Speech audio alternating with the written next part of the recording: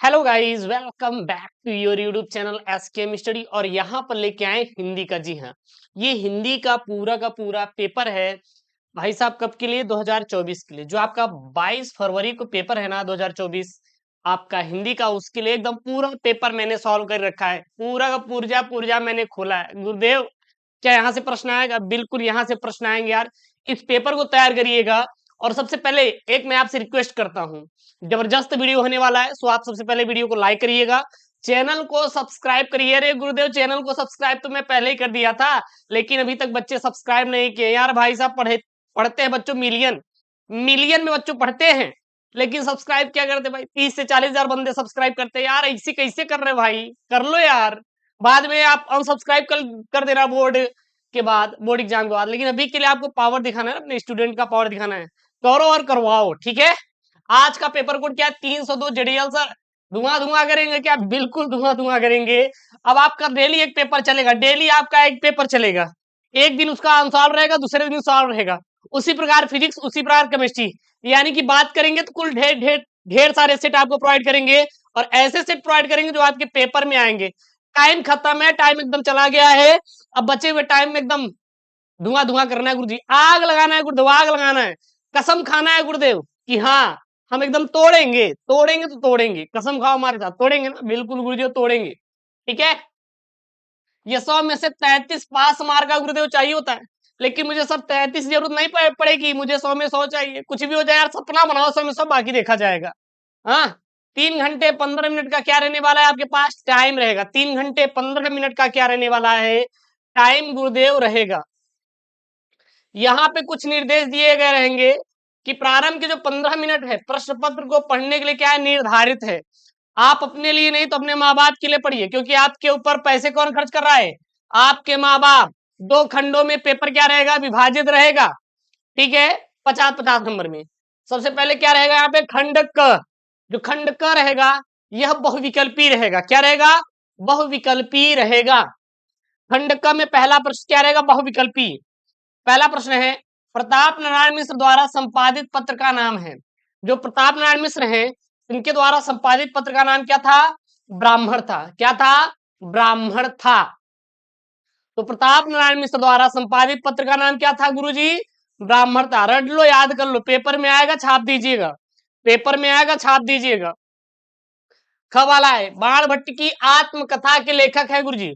जो बाण भट्ट की आत्मकथा है, इसके लेखक गुरुदेव डॉक्टर हजारी प्रसाद द्विवेदी हैं। कौन है? डॉक्टर हजारी प्रसाद द्विवेदी हैं। अच्छा गुरुदेव, और है क्या? बिल्कुल, डॉक्टर हजारी प्रसाद द्विवेदी की रचना है अशोक का फूल। क्या है? अशोक का फूल। किसका है? डॉक्टर हजारी प्रसाद द्विवेदी की रचना है। और यह अशोक का फूल जो है एक निबंध है, इसने यहाँ पे दिया है अशोक का फूल किस विधा की रचना है? किस विधा की रचना है? तो यह एक निबंध है। यह एक निबंध है। प्रोफेसर जी सुंदर रेड्डी सर किसके हैं? भाषा और आधुनिकता के। भाषा और आधुनिकता के। आधुनिकता जो चैप्टर है ना, जो चैप्टर है ना, उसके लेखक कौन है? प्रोफेसर जी सुंदर रेड्डी है। अरे गुरुदेव क्लियर है एकदम। अरे गुरुदेव एकदम चपुआ वाला आप ट्रिक बता रहे हैं। ऐसा पेपरवा दे रहे हैं ना कि हमारे पेपरवा में आ गया तो एकदम पूरा करके आएंगे गुरुजी, करके आएंगे गुरुदेव, आपकी कसम है। अरे मेरी ही कसम खा लो, लेकिन कुछ तो करो यार। भारत दुर्दशा, भारत दुर्दशा नाटक के रचनाकार कौन है? अरे गुरुदेव, भारतेंदु हरिश्चंद्र है क्या? कि प्रताप नारायण मिश्र है? इसका कमेंट में आप लोग आंसर करेंगे। कमेंट बॉक्स में भरना चाहिए यार। आपको उनकी कसम है गुरुजी। अरे गुरुजी, उनकी कसम किसकी? बाबू भैया, यहाँ पे अलग ही मामला चल रहा है। अरे आपके दोस्त की? अरे नहीं गुरुदेव, कोई नहीं है हमारे पास, तो केवल आप ही की कसम गुरुजी खा ले रहे हैं।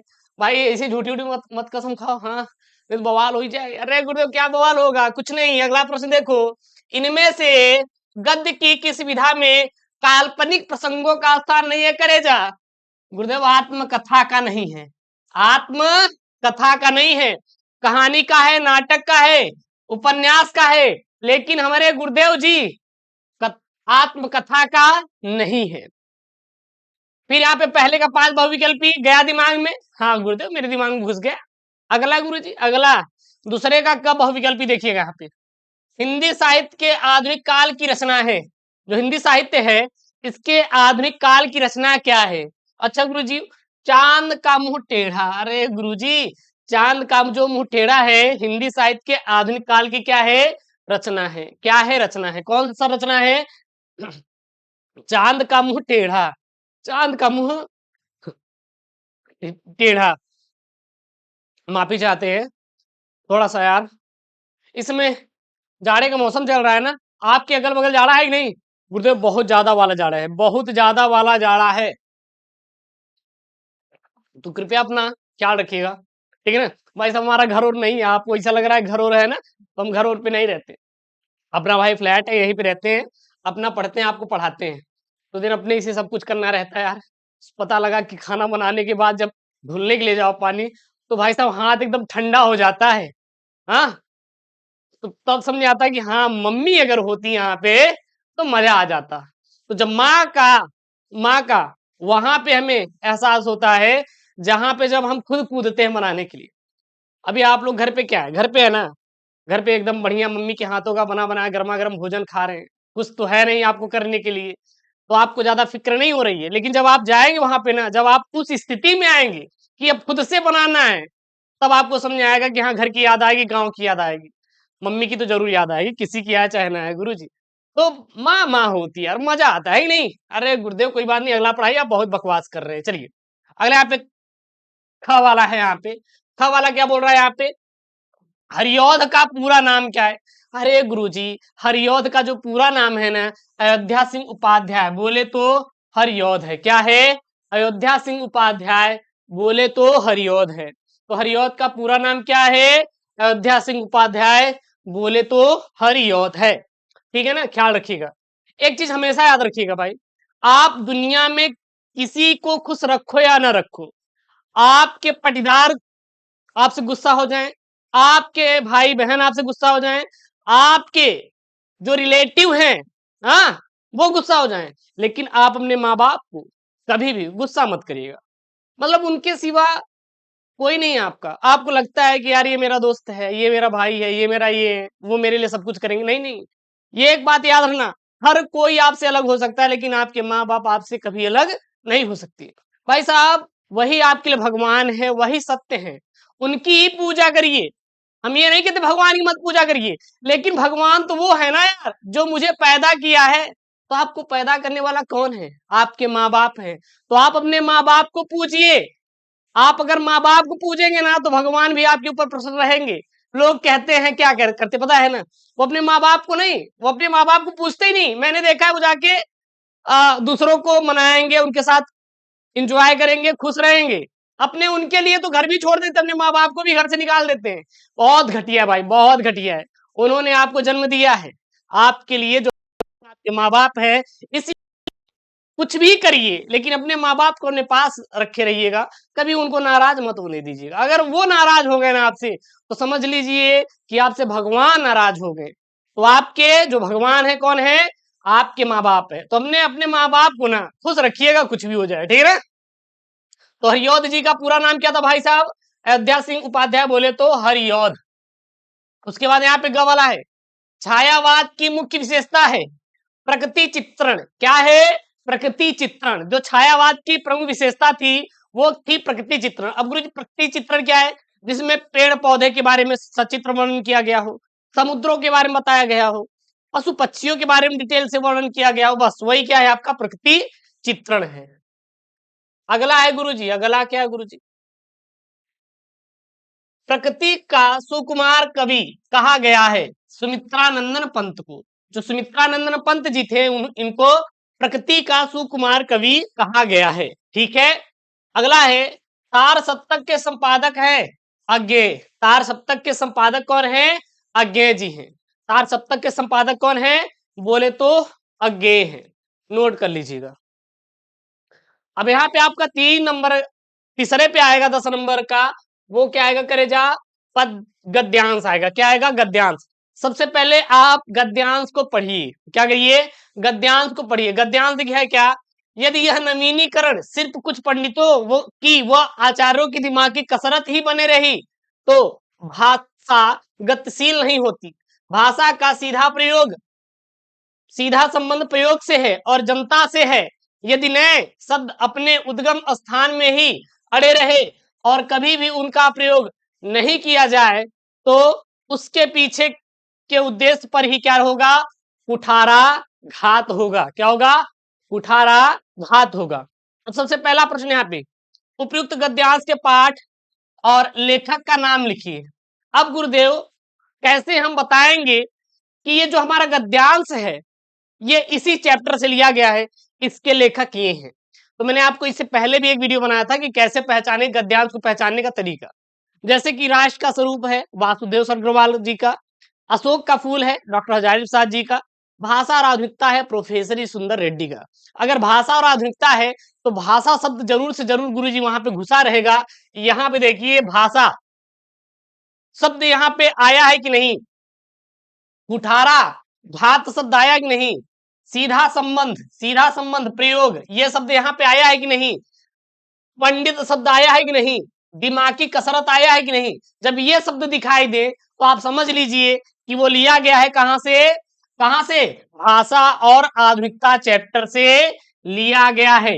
इसके लेखक कौन है, प्रोफेसर जी सुंदर रेड्डी है। बस तो ये पहचानने का ट्रिक है करेजा, बहुत ज्यादा दिमाग नहीं लगाना, एकदम सस्ते से अच्छे से एग्जामिनर से नंबर खींचना है अपन को। तो क्या लिखेंगे, क्या लिखेंगे यहाँ पे, तो लेखक प्रोफेसर जी सुंदर रेड्डी हैं तथा इस गद्यांश के पाठ का नाम क्या है, भाषा और आधुनिकता है। बस यही इसका क्या हो जाएगा, एग्जैक्ट आंसर हो जाएगा। उसके बाद है रेखांकित अंश की व्याख्या कीजिए। सर रेखांकित अंश की व्याख्या में क्या करेंगे, अरे यार चीजों को बढ़ा चढ़ा के लिखना है और कुछ भी नहीं करना। देखिएगा यहाँ पे क्या है, यहाँ पे क्या है, यहाँ पे यह शब्द लिखा गया है कि यदि यह नवीनीकरण, यह नवीनीकरण सिर्फ कुछ पंडितों की व आचार्यों की दिमाग की कसरत ही बनी रहे तो भाषा गतिशील नहीं होती, तो भाषा गतिशील नहीं होती। अर्थात इसी को बढ़ा चढ़ा के लिख दीजिए। अगर आप अपने से भी लिख देंगे तो गिरी हुई हालत में 2 में से 1 नंबर मिलेगा, क्योंकि हर एक प्रश्न 2-2 नंबर में क्या रहेगा, डिवाइड रहेगा। तो आप क्या लिखेंगे, लेखक का कहना है कि भाषा का सीधा संबंध जनता से व जनता द्वारा किए जाने वाले प्रयोग से है। जो भाषा जितनी अधिक जनता द्वारा स्वीकृति एवं परिवर्तित की जाती है वह उतनी ही अधिक जीवंत एवं चिर अस्थायी होता है। भाषा गतिशील होती है, वह अभिव्यक्ति का एक माध्यम है जिससे लोगों के बीच संवाद स्थापित होता है। बस ये लिखना है, इसके अलावा आपको कुछ भी लिखने की जरूरत बिल्कुल भी नहीं है। उसके बाद यहाँ पे है कुठारा घात का आशय क्या है, कुठारा घात का आशय क्या, इसे आप क्या समझते हैं, तो सीधा लिख दीजिए कुठारा घात का आशय बहुत हानि पहुंचाने वाला कार्य से होता है। क्या है, बहुत पहुंचाने वाला हानि से होता है कुठाराघात का संबंध। क्लियर है, कोई दिक्कत तो नहीं है ना गुरुजी, बिल्कुल कोई दिक्कत नहीं है। अगला प्रश्न है यहाँ पे, भाषा का सीधा संबंध किससे है, भाषा का सीधा संबंध सर किससे है, इसका आंसर सर कैसे हम देंगे, तो देखिए यहाँ पे भाषा का सीधा संबंध क्या है, प्रयोग से है और जनता से है। बस इसी को उठा के आप लिख दीजिए, ये इसका क्या हो जाएगा, आंसर हो जाएगा। अगर बनाना है तो आप बढ़ा चढ़ा के बना के लिख दीजिए, और कुछ आपको अलग से इसमें डालने की लगाने की जरूरत नहीं है सर।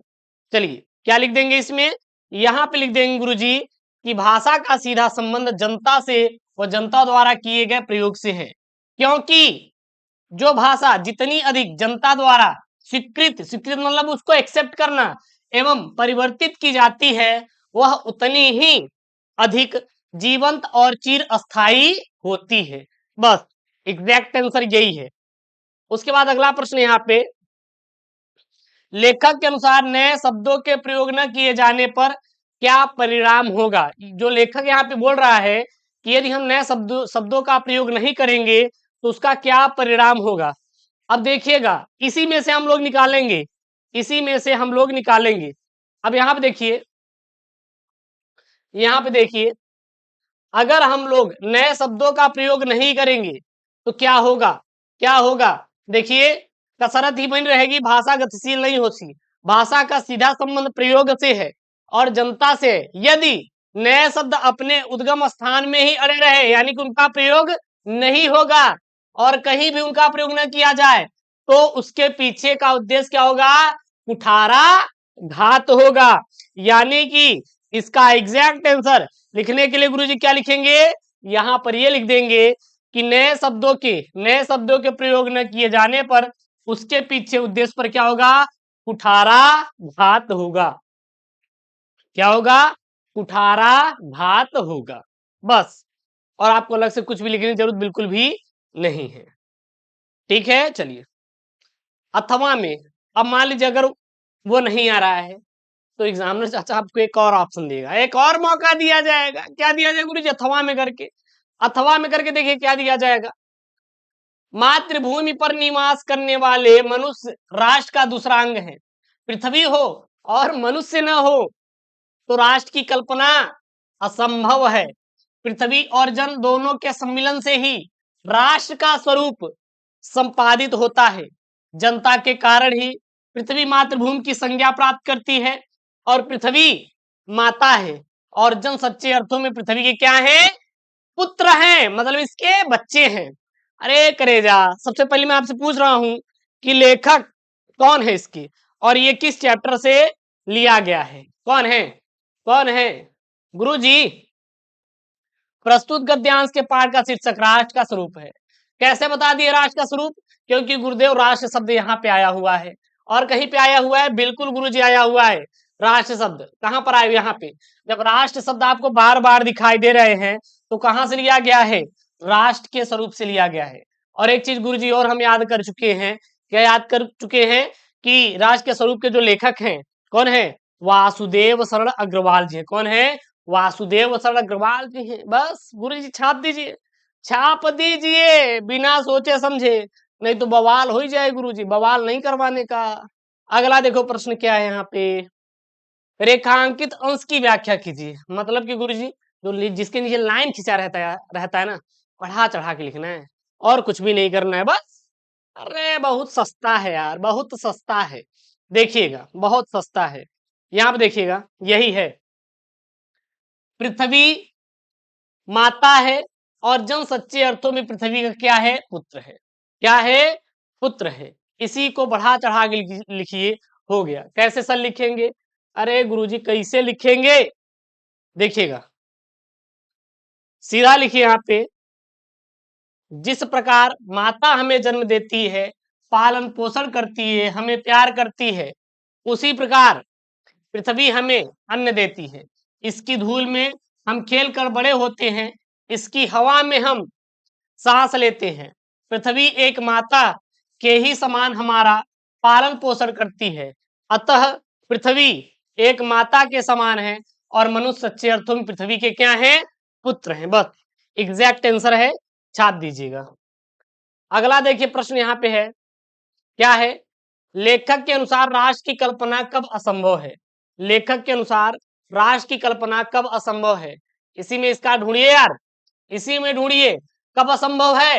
पृथ्वी हो पर मनुष्य न हो, पृथ्वी है लेकिन मनुष्य नहीं है, तो राष्ट्र की कल्पना क्या है? असंभव है। क्या है करेजा? संभव है गुरुजी। तो बस इसी को लगा दीजिए, यहाँ पे लगा दीजिए इसी का आंसर। यदि पृथ्वी हो मनुष्य न हो तो राष्ट्र की कल्पना क्या है? असंभव है। मतलब सोच भी नहीं सकते गुरुजी, बहुत दूर दूर की बात हो गई। पृथ्वी और जन मिलकर किसकी रचना करते हैं? यही आंसर देख लो। पृथ्वी और जन मिलकर किसकी रचना करते हैं गुरुजी?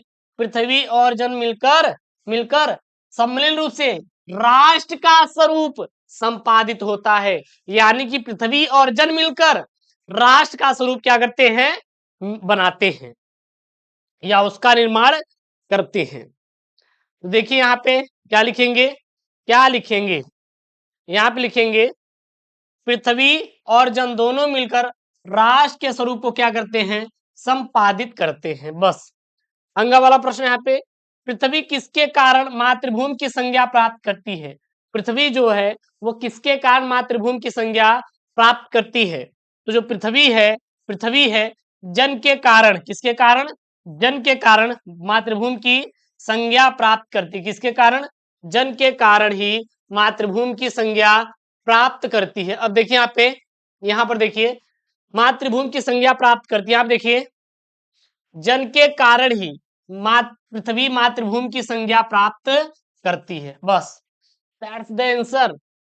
बहुत ज्यादा सोचने की जरूरत नहीं है, यही इसका आंसर है। लगा दो, काम खत्म हुआ। बहुत ज्यादा आपको सोचना नहीं है। यदि आप बहुत ज्यादा सोचेंगे ना तो उसका कोई मतलब आपको निकलने वाला नहीं है। उसके बाद यहाँ पे देखिए, ये चौथा नंबर पे आएगा आपका। चौथा नंबर पे आएगा, दिए गए पद्यांश पर आधारित निम्नलिखित प्रश्न को उत्तर दीजिए। 10 नंबर का पद्यांश, एकदम छापने वाला पद्यांश है। यहाँ पे है क्या पद्यांश? लज्जाशीला पथिक महिला जो कहीं दृष्टि आवे, होने देना विकृत वसना न तो सुंदरी को, जो थोड़ी सी श्रमित वह हो गोद ले श्रांति खोना, होठों की और कमल मुख की म्यान म्यान ताए मिटाना, कोई क्लांता कृषक ललना, खेत में जो दिखावे, ठीक है ना, खेत में जो दिखावे, धीरे धीरे परस उसकी क्लांतियों को मिटाना, जाता कोई जलद यदि हो व्योम में तो उसे उसेलना, छाया द्वारा सुगित करना, तप्त भूतांगना को, तप्त भूतांगना को। अब यहां से प्रश्न पूछा जाएगा। सबसे पहला प्रश्न क्या पूछा जाएगा, ये देखिएगा। ये पूछा जाएगा कि उपयुक्त कविता का शीर्षक और कवि का नाम लिखिए। तो क्या लिखेंगे? प्रस्तुत पद्यांश के कवि का नाम अयोध्या सिंह उपाध्याय, बोले तो हरियोध। अभी एक प्रश्न बना था, हरियोध का पूरा नाम क्या है? अयोध्या सिंह उपाध्याय। और शीर्षक कौन है? और शीर्षक कौन है भैया? पवन दूतिका है। क्या है? पवन दूतिका है। अगला एक वाला प्रश्न, रेखांकित अंश की व्याख्या कीजिए। रेखांकित अंश की व्याख्या कीजिए। कहां से कहां तक बढ़ा चढ़ा के लिखना है? कोई क्लांता कृषक ललना, खेत में जो दिखावे, हाँ, धीरे धीरे परस उसकी क्लांतियों को मिटाना, क्लांतियों को मिटाना। अब इसी को बढ़ा चढ़ा के लिख दीजिए बस, इसी को बढ़ा चढ़ा के लिख दीजिए बस। क्या लिख देंगे? क्या लिख देंगे? हे पवन, यदि तुम्हें मार्ग में कोई लजवंती महिला, पथिक महिला दिखाई दे पड़े तो इतने वेग से न बहना कि उसके वस्त्र उड़कर अस्त व्यस्त हो जाए और उसकी शरीर उधड़ जाए। यदि वह थोड़ी सी भी थकी दिखाई दे तो उसे गोद में लेकर अर्थात उसके चारों ओर से घेर कर उसकी थकान मिटा देना, जिससे कि उसके होंठ और मुरझाए हुए कमल सदृश मुख प्रफुल्लित हो उठे। बस, और आपको कुछ भी करने की जरूरत नहीं है। अगला यहाँ पे ग वाला प्रश्न है। ग वाला देखिए प्रश्न क्या है, उपयुक्त पद्यांश किस महाकाव्य का अंश है? ये जो पद्यांश है ये किस महाकाव्य का अंश है? तो उत्तर में लिखेंगे उपयुक्त पद्यांश खड़ी बोली का प्रथम महाकाव्य प्रिय प्रवास का क्या है? अंश है। कृषक ललना और भूतांगना शब्दों का अर्थ होता है ये। तो कृषक ललना का अर्थ होता है गुरुजी तप्त किसान की पुत्री। क्या होती है? तप्त किसान की पुत्री होती है। और भूतांगना मतलब क्या होती है गुरुजी? इसका मतलब होता है गर्मी से। भूतांगना मतलब क्या होता है गुरुजी? गर्मी से होता है। बस, क्लियर है ना? हाँ गुरुदेव क्लियर है। अगला प्रश्न यहाँ पर देखिए क्या है।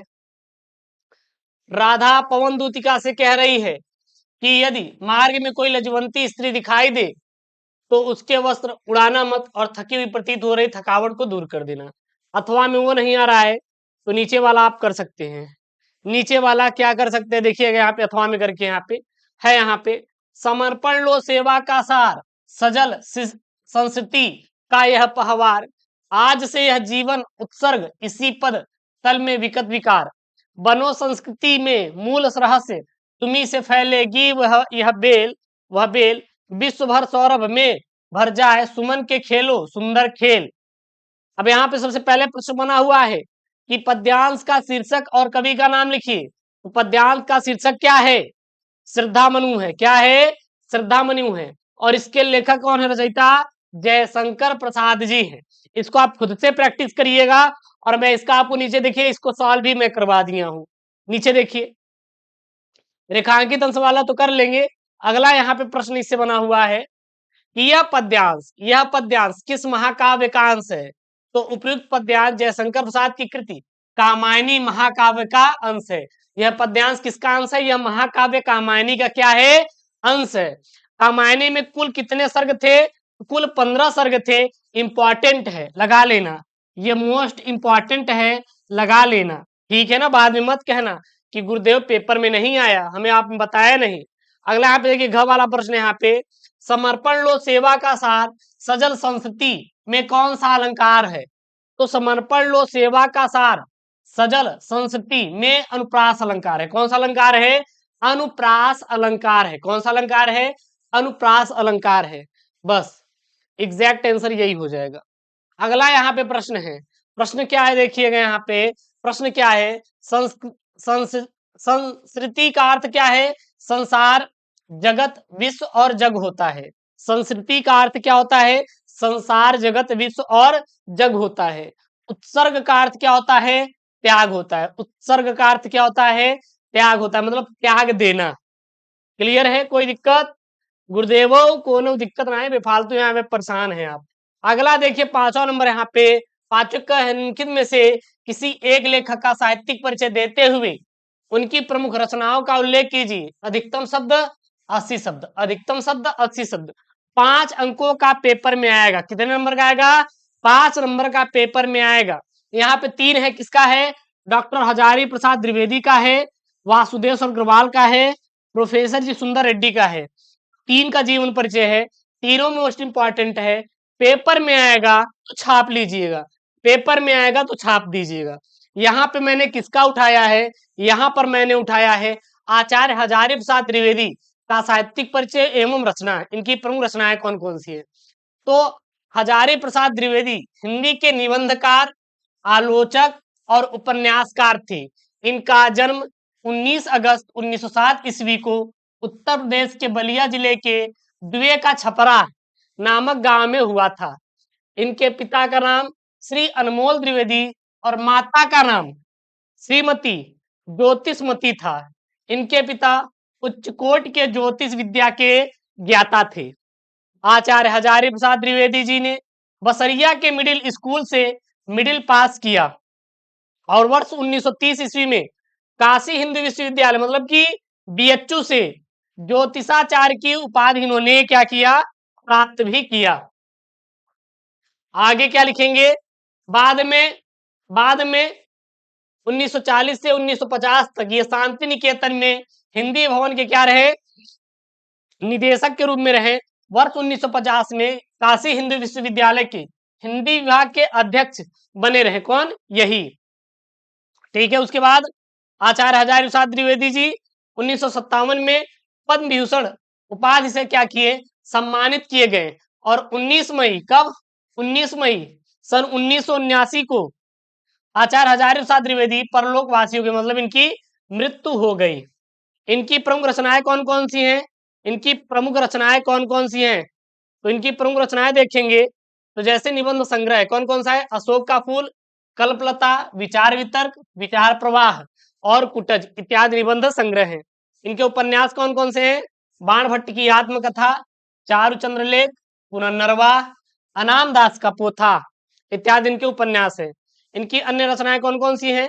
संक्षिप्त पृथ्वीराज रासो, संदेश रासक, सुर साहित्य, हिंदी साहित्य की भूमिका, कबीर, नाथ संप्रदाय, मेघदूत एक पुरानी कहानी, साहित्य सहचर और सहज साधना इत्यादि इनकी क्या है? प्रमुख रचनाएं भी हैं। अब इनका साहित्यिक परिचय कैसे लिखेंगे? तो सीधा आप लिखिएगा आचार्य हजारी प्रसाद द्विवेदी हिंदी और संस्कृति से आधुनिक युग के श्रेष्ठ समीक्षक और महान निबंधकार थे। हिंदी और संस्कृति साहित्य का आचार्य हजारी प्रसाद द्विवेदी जी ने गंभीर अध्ययन किया था। कबीर, सूर तथा तुलसी आदि भक्त कवियों पर गंभीर गवेषणा की। इनके धर्मों तथा मत मतांतरों के साहित्य का आचार्य हजारी प्रसाद द्विवेदी ने गंभीर मनन और क्या किया? चिंतन भी किया था। बस और कुछ आपको एक्स्ट्रा अलग से लिखने की जरूरत बिल्कुल भी नहीं है। इसके बाद अगला आएगा यहाँ पर, वो कौन आएंगे भैया? निम्नलिखित में से किसी एक कवि का साहित्यिक परिचय देते हुए उनकी काव्य कृतियों पर प्रकाश डालिए। अधिकतम शब्द सीमा 80 शब्द। 5 नंबर का पेपर में आएगा। रामधारी सिंह दिनकर, मैथिली शरण गुप्त, सुमित्रा नंदन पंत। तो यहाँ पर मैं ले रहा हूं किसका? रामधारी सिंह दिनकर का। रामधारी सिंह दिनकर का सबसे पहले जीवन परिचय क्या लिखेंगे इसमें? राष्ट्रीय भावनाओं के ओजस्वी गायक रामधारी सिंह दिनकर का जन्म बिहार के मुंगेर जनपद के सिमरिया गांव में 23 सितंबर 1908 ईस्वी में हुआ था। इन्होंने पटना विश्वविद्यालय से बीए उत्तीर्ण कर कुछ दिनों तक मुजफ्फरपुर कॉलेज में हिंदी विभाग के अध्यक्ष रहे और जयशंकर प्रसाद जी सॉरी रामधारी सिंह दिनकर ने 1951 से 1966 तक राज्यसभा के मनोनीत सदस्य भी रहे। ठीक है। फिर ज्ञानपीठ पुरस्कार पद्म विभूषण से अलंकृत श्री दिनकर को राष्ट्र कवि होने का क्या प्राप्त हुआ? गौरव भी प्राप्त हुआ था। किनको? राष्ट्र कवि चुना गया। ठीक है। रामधारी सिंह दिनकर जी की मृत्यु 24 अप्रैल 1974 ईस्वी को हो गया था। अब इनका सर साहित्यिक परिचय कौन कौन से है? साहित्यिक परिचय में कैसे लिखेंगे? तो लिख लीजिए, हिंदी के सुविख्यात कवि रामधारी सिंह दिनकर छायावाद उत्तर काल के सर्वश्रेष्ठ कवि थे। इन्होंने प्रगतिवादी कवियों में भी सर्वश्रेष्ठ समझा जाता है। इनकी प्रथम 3 काव्य संग्रह प्रमुख हैं, रेणुका है, हुंकार है, रसवंती, और उनके आरंभिक आत्ममंथन के युग की क्या रचना है? इन्होंने सौंदर्य प्रेम, राष्ट्र प्रेम, लोक कल्याण आदि अनेक विषयों पर क्या किया? काव्य रचना भी ये किए हैं। क्लियर है? अगला देखिए, अगला यहाँ पे प्रश्न है। क्या भैया? प्रश्न ये है यहाँ पे, सॉरी प्रश्न नहीं है। अब रामधारी सिंह दिनकर की प्रमुख रचनाएं हैं। अब कौन कौन सी रचना है ये देखिएगा। यहाँ पे रेणुका है, हुंकार, धूप छांव, बापू के इतिहास के आंसू, रश्मि रथी। किसकी? रामधारी सिंह दिनकर की। रश्मि रथी एक क्या है? खंड काव्य है, ये भी आप याद रखिएगा।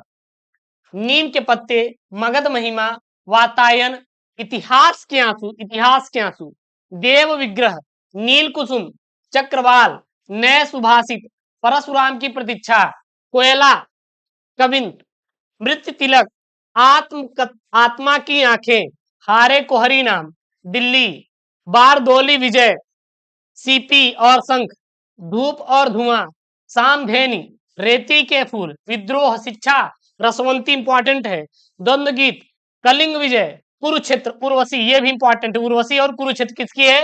रामधारी सिंह दिनकर की इत्यादि काव्य रचनाएं हैं। क्लियर है? याद कर लीजिएगा। अगला आपका प्रश्न आएगा 6ठा नंबर। सर 6ठा नंबर प्रश्न क्या आएगा? 6ठा नंबर आपका प्रश्न जो आएगा ये रहेगा कि ध्रुव यात्रा अथवा पंचलाइट कहानी का सारांश अपने शब्दों में लिखिए। आपको सारांश लिखने के लिए आएगा, अथवा बहादुर कहानी के उद्देश्य पर प्रकाश डालिए। 5 नंबर का आएगा। कितने नंबर का? 5 नंबर का आएगा। अधिकतम शब्द सीमा 80 शब्दों में आंसर देना रहेगा। चलिए, बहादुर कहानी का उद्देश्य क्या था? हेडिंग डाली, लिखी। इसमें क्या लिखेंगे? अमरकांत द्वारा कृत यानी लिखी हुई बहादुर का उद्देश्य समाज की विद्रूपता और उसके चेहरे चरित्र का सटीकता के साथ उजागर करना है। मतलब कि जो यहाँ पर हो रहे अन्याय और जो समाज में कई प्रकार के चेहरे हैं उसको उजागर करना है। ठीक है ना? इस कहानी का उद्देश्य समाज में उत्पन्न वर्ग संघर्ष के अमानवीय रूप के दर्शन करना तथा उसके सहानुभूति से विजित करना, शोषित के प्रति मानवता एवं प्रेम का व्यवहार ऊंच नीच के भेद के कारण दिलों में पड़ी दरार को भर देता है। लेखक का मध्यवर्गीय परिवार घर से भागकर आए लड़के बहादुर का जमकर शोषण करता है और झूठे दिखावे व शान शौकत के लिए बहादुर को नौकर रखता है। ठीक ना? नौकरी पर रखता है। निर्मला का लड़का किशोर पर यानी कि किस पर? बहादुर पर रौब जमाता है और तथा या फिर और उसे बात बात पर मारता पीटता है। यह क्रियाकलाप मध्यवर्गीय परिवारों की शोषक मानसिकता को अभिव्यक्त करते हैं तथा बहादुर की टूटती हुई मनोस्थिति को मानवीय तरीकों से महसूस कराते हैं। वर्ग संघर्ष की परिपाटी किस प्रकार एक छोटे बच्चे के मनोविज्ञान को प्रभावित करती है और मध्यम वर्गीय परिवार सत्कर्मों के आवरण के पीछे दुष्कर्मों और शोषण की निकृष्ट श्रृंखला को छिपाए रखते हैं, यही प्रकट करना इस कथा का क्या है? मेन उद्देश्य है। ओके, अगला देखिए 7वां प्रश्न क्या आएगा? आपका खंड काव्य आएगा। क्या आएगा? खंड काव्य आएगा। यहाँ पे 7वां है, 100 पठित खंड काव्य के आधार पर निम्नलिखित किसी एक खंड के एक प्रश्न का क्या दीजिए, उत्तर दीजिए। अधिकतम शब्द सीमा 80 शब्द, 5 अंकों का पेपर में आया। कितने नंबर का? 5 नंबर का पेपर में आएगा। सबसे पहले देखिए क्या है यहाँ पे, मुक्त यज्ञ खंड काव्य के नायक की चारित्रिक विशेषताओं पर प्रकाश डालिए अथवा में मुक्त यज्ञ खंड काव्य की कथा वस्तु अपने शब्दों में लिखिए। तो आपके जिले के अनुसार लिखा जाएगा, जो भी आपका जिला रहेगा उस अनुसार इसको तैयार करिएगा। अगला आएगा यहाँ पे ख में, सत्य की जीत खंड काव्य के कथानायक पर प्रकाश डालिए अथवा सत्य की जीत खंड काव्य के आधार पर युधिष्ठिर का चारित्रिक या चरित्र चित्रण कीजिए। यार देखिएगा थोड़ा थक गए हैं, पानी वानी पी लेंगे, नहीं कोई दिक्कत तो नहीं है आप लोगों को, तब तक देखते रहिए, ठीक है ना।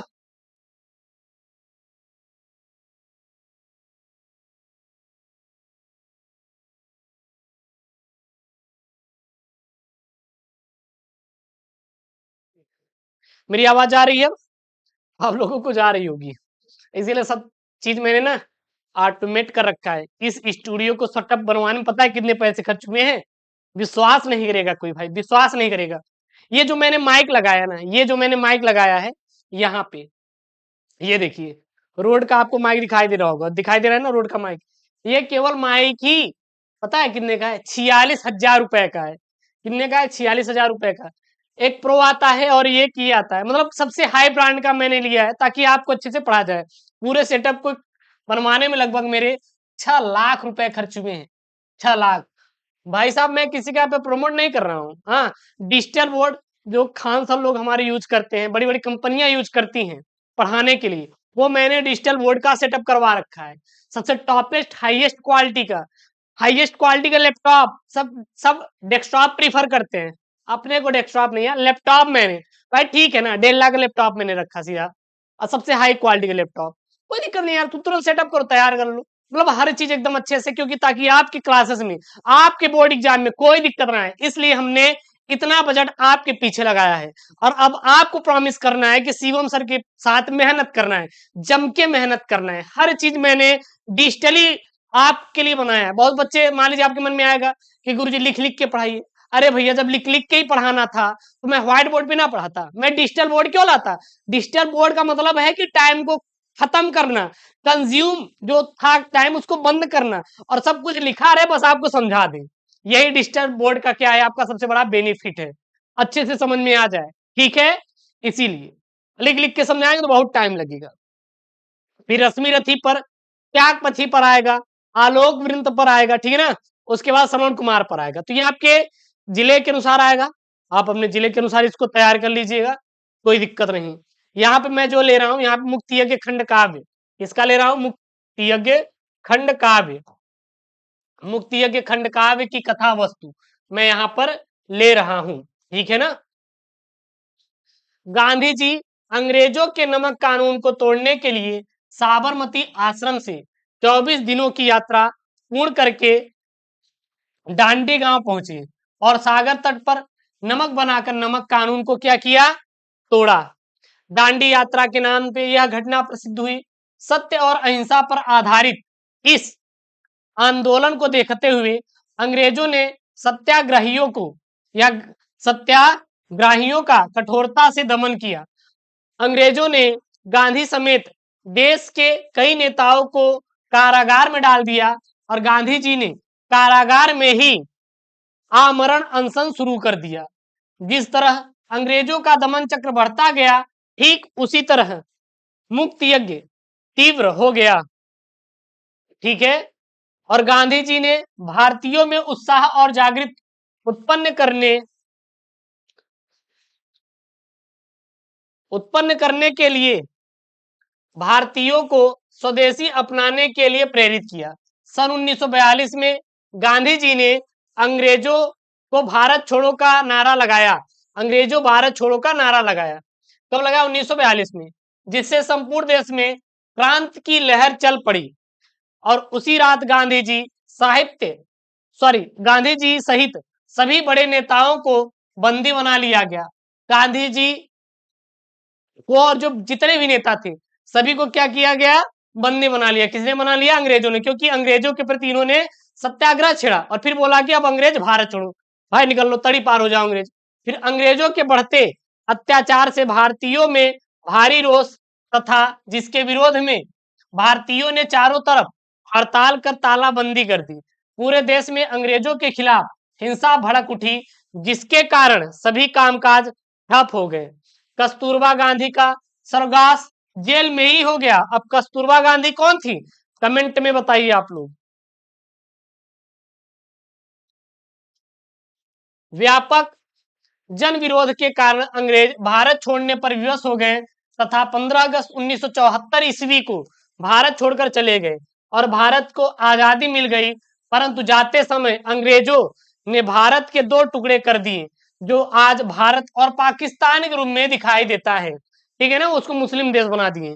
इसी कारण गांधी जी बहुत दुखी हुए और जिस वक्त सारा देश आजादी का जश्न मना रहा था, हाँ, उसी समय ने खाली में सांप्रदायिक दंगा हो गया और गांधी जी ने इस घटना से दुखी होकर उपवास किया और नाथू, यहाँ पे नाथू गोडसे ने 30 जनवरी 1948 ईस्वी को गांधी जी को क्या मार दिया भाई साहब, गोली मारकर उनकी हत्या कर दी। बस यही आपका है। उसके बाद आपका खंड ख शुरू होगा। क्या शुरू होगा, खंड ख की शुरुआत होती है। यह भी गुरुजी कितने नंबर का है, 50 नंबर का। पूरा पेपर ही मैंने सॉल्व किया है, बाद में मत बोलिए गुरुजी पेपर नहीं सॉल्व किए हैं। आपका देखिए 8 का क और ख संस्कृत का गद्यांश और क्या रहेगा, पद्यांश, जो कि आपका रहेगा 7-7 नंबर का। कितने कितने नंबर का रहेगा, 7-7 नंबर का रहेगा। तो ये आपका एक क्या है, गद्यांश है। संस्कृत का गद्यांश पद्यांश 14 नंबर का। मैं यहाँ पे इंपॉर्टेंट वाला सब करवा दे रहा हूँ आपको सोल्यूशन सहित, इसको आप खुद से तैयार करिएगा। हाँ, पता लगा मुझसे एक आध तो शब्द गलती हो गया, संस्कृत भाई साहब उतनी अच्छे से नहीं आती। साइंस के स्टूडेंट ये संस्कृत पढ़े थे, भूल गए, कि गलत हो जाएगा तो जज कर लेंगे, कमेंट बॉक्स में छाप देंगे गुरुदेव को संस्कृत आती ही नहीं, पढ़ाना तो पढ़ा क्यों रहे हैं। तो भाई साहब इसको आप खुद से करिएगा, नहीं तो वैसे भी यूट्यूब पे तो भर भर के संस्कृत पर वीडियो है, तो इसको आप देख लीजिएगा। इसका ये है और इसका ये संदर्भ और हिंदी अनुवाद है, एक बार स्क्रीनशॉट कर लीजिए, उसका क्या है आंसर है, ठीक है ना। अथवा मान लीजिए वो नहीं आ रहा है तो एक यहाँ पे ये दिया रहेगा पेपर में, दो ठो रहेंगे अथवा में करके रहेगा, एक अथवा में रहेगा एक ही, उसका ये संदर्भ है और हिंदी में अनुवाद है। स्क्रीनशॉट कर लिए। उसके बाद पद्यांश आएगा, देख सकते हैं पद्यांश भी आपका 14 नंबर का रहेगा। ये आपका क्या पद्यांश है, व्यतीत जाति से लेकर कहां तक है, चंद्रकांत तक है, और फिर यहाँ पे इसका क्या है, संदर्भ और इसका हिंदी में अनुवाद है, ठीक है ना।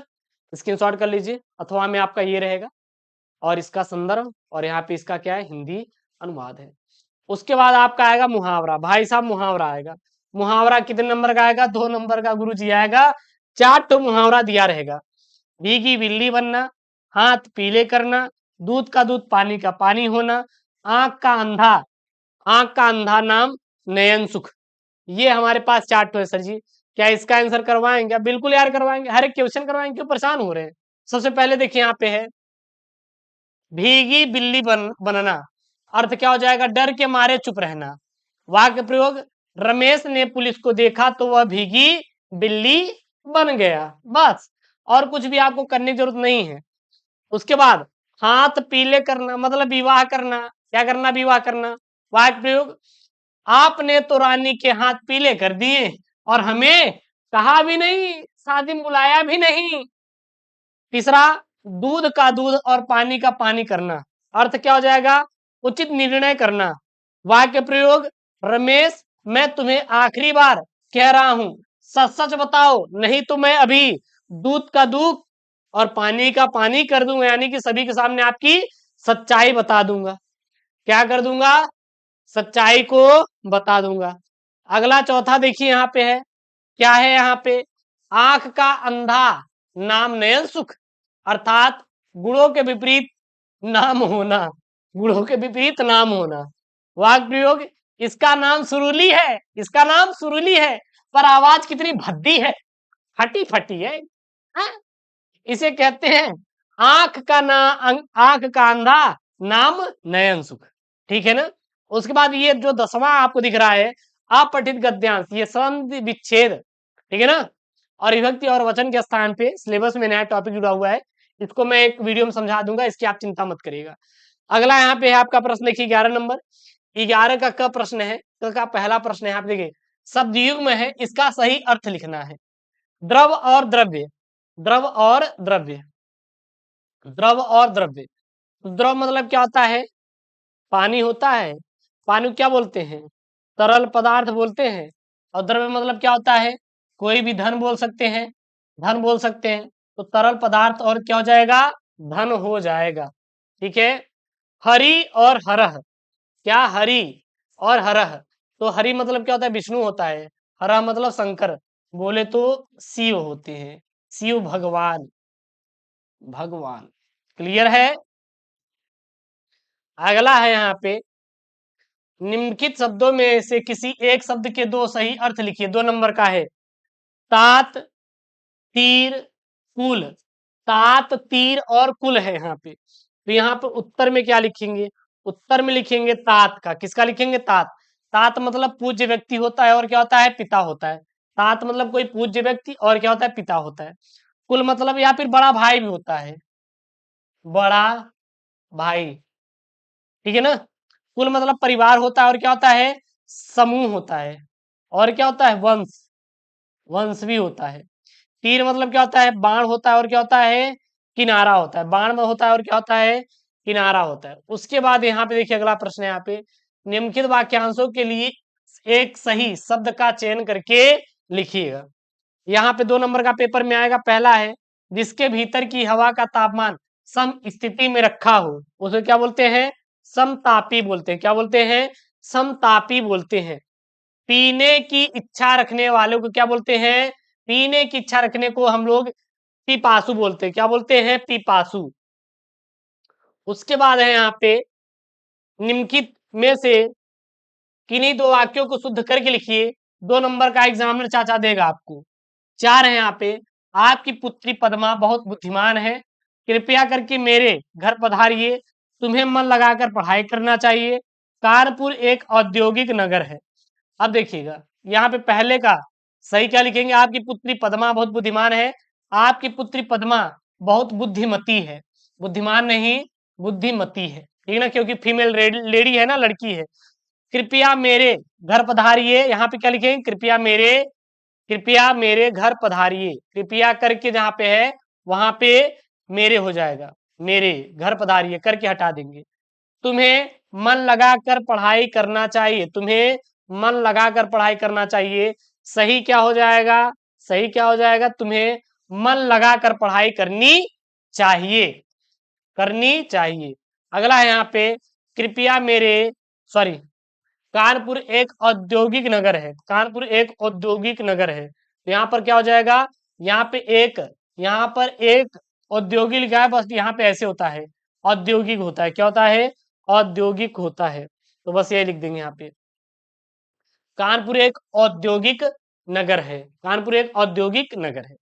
क्लियर है? कोई दिक्कत है? बिल्कुल कोई दिक्कत गुरुजी, यहां तक ना ही बा। अगला देखो, अगला क्या आएगा यार? अगला आएगा आपका रस छंद अलंकार। क्या आएगा? रस छंद अलंकार। देखिएगा यहाँ पे आपका 12 का है, श्रृंगार रस अथवा करुण रस का अस्थाई भाव बताते हुए उसकी एक उदाहरण लिखिए।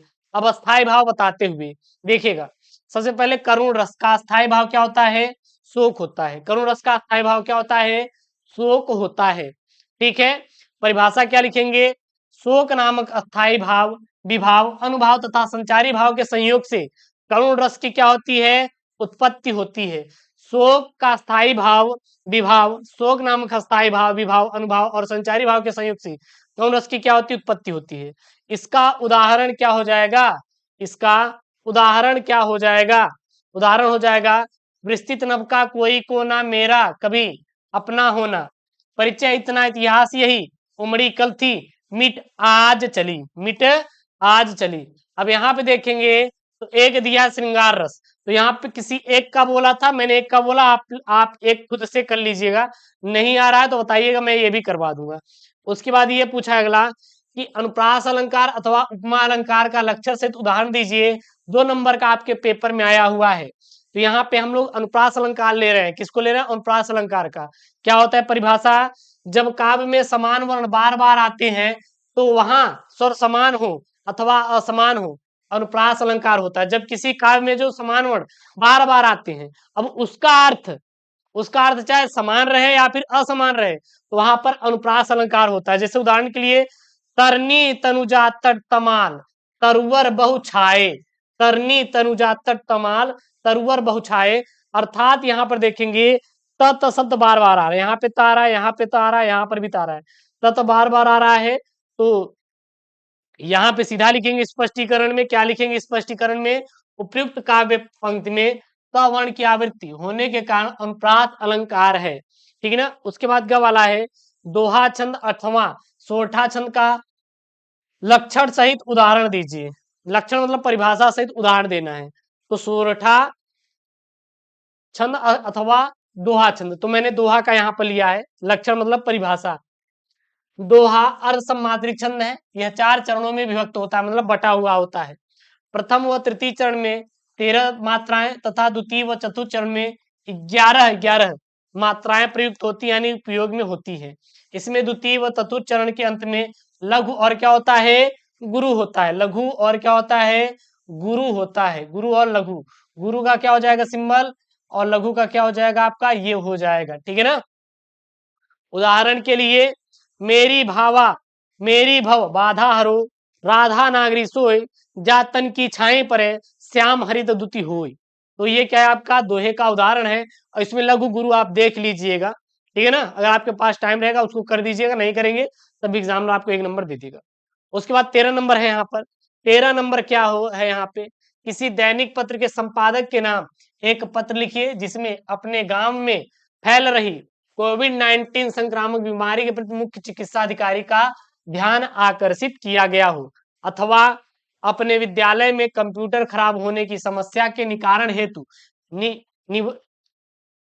निराकरण हेतु या निवारण हेतु प्रधानाचार्य को एक पत्र लिखिए। तो यहाँ पे सर उत्तर में मैं किसको ले रहा हूँ? यहाँ पे मैं ले रहा हूँ कि अपने विद्यालय में कंप्यूटर खराब होने की स्थिति के निकारण हेतु पत्र। किसके लिए? प्रधानाचार्य के लिए। तो यहाँ पे क्या लिखेंगे? सबसे पहले सेवा में क्या लिखेंगे? सेवा में प्रिय प्रधानाचार्य जी, प्रयागराज उत्तर प्रदेश। ठीक है ना। विषय विषय विद्यालय में कंप्यूटर खराब होने की स्थिति के निकारण हेतु पत्र। ठीक है। फिर क्या लिखेंगे? महोदय, आपको सूचित करना मेरी गहरी चिंता है कि हमारे विद्यालय के कंप्यूटर में कुछ समस्याएं हो रही हैं। कई कंप्यूटरों में बूटिंग और सॉफ्टवेयर संबंधित समस्याएं उत्पन्न हो रही हैं, जिससे छात्रों को विद्यार्थी जीवन में कठिनाई हो रही है, क्योंकि वो चला नहीं पा रहे हैं और रिबूट नहीं हो पा रहा है, खुल नहीं हो पा रहा है। मैं आपसे निवेदन करता हूं कि आप हमारी समस्या को ठीक करने के लिए कुछ कदम उठाएं। क्या ये हम शीघ्रता से कुछ नए कंप्यूटर की खरीद पर विचार कर सकते हैं, ताकि शिक्षा में रुचि रखने वाले छात्रों को बिना किसी अवरोध के तकनीकी सुविधाएं मिल सके? आपकी कृपा होगी। फिर यहाँ पे धन्यवाद, यहाँ पे डेट डाल देंगे, जो आपका डेट रहेगा डाल देंगे। फिर यहाँ पे भवदी अबस कक्षा और वर्ग और यहाँ पे रोल नंबर। इस प्रकार से आपको पत्र लेखन लिखना है। ठीक है ना।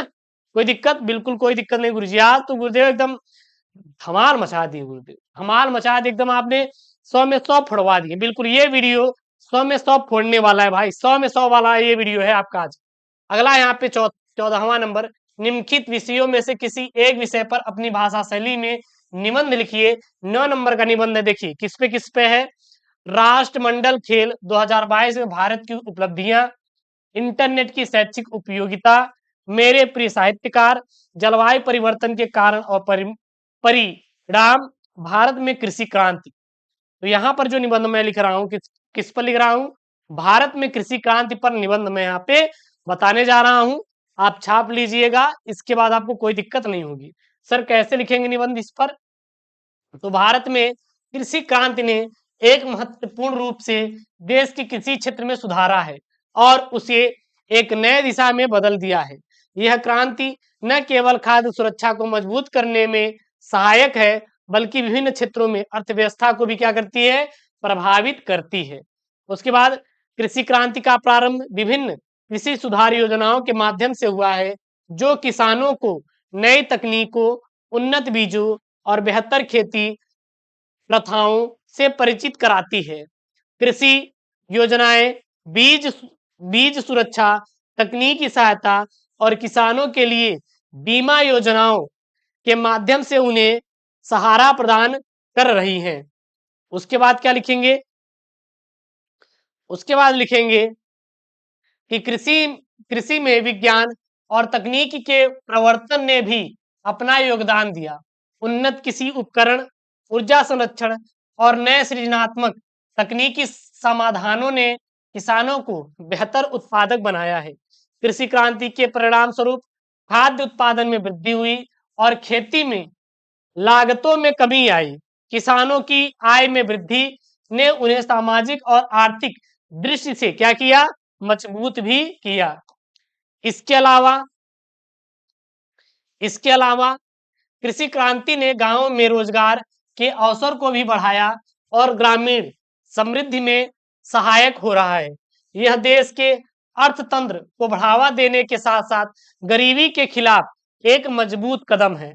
इस प्रकार कृषि क्रांति ने भारतीय समाज को सुधारने में अहम भूमिका निभाई है और देश को आत्मनिर्भर बनाने की दिशा में कदम को क्या किया है, बढ़ाया है। ठीक है ना। तो ये आपका क्या रहा भाई साहब, ये आपका रहा 22 फरवरी वाला हिंदी का पेपर। जी हाँ, और फुल वीडियो सोल्यूशन है। मैंने एक भी इसमें क्वेश्चन को स्किप नहीं किया है, पूरा का पूरा मैंने ये जो 1 घंटे का टाइम लगाया, इसमें 1 घंटे से 2-3 मिनट कम है टाइम मैंने लगाया है। मैंने पूरा एक क्वेश्चन को, हर एक क्वेश्चन को मैंने बहुत ही डिटेल में सॉल्व करवाया है और मुझे आशा है कि इस वीडियो पर आप ज्यादा ज्यादा प्यार देंगे, क्योंकि अब आपके पास टाइम बहुत कम है। हमें उन क्वेश्चनों को करना है, वो पेपर एकदम वायरल पेपर को करना है जो आपके पेपर में आए और वो पेपर में 95 स्कोर कराएगा। हर एक वीडियो हमारा जो मैं आपको प्रोवाइड कर रहा हूं। अब इसी प्रकार से महामैराथन क्लास हमारी फिजिक्स, केमिस्ट्री, इंग्लिश की आने वाली है। जबरदस्त वीडियो रहेगा बायोलॉजी पर। देन आपको चैनल को सब्सक्राइब करना है, वीडियो को लाइक करना है, शेयर करना है यार, अपने दोस्तों को साथ दबाकर वीडियो को शेयर करिए धमाकेदार तरीके से। कोई दिक्कत कहीं से भी आ रही है तो गुरुजी आप क्या कर देंगे, कमेंट कर देंगे। और एक चीज और, जो हमारा पीडीएफ होता है वो टेलीग्राम चैनल एसके मिस्टडी पर भेज दिया जाता है।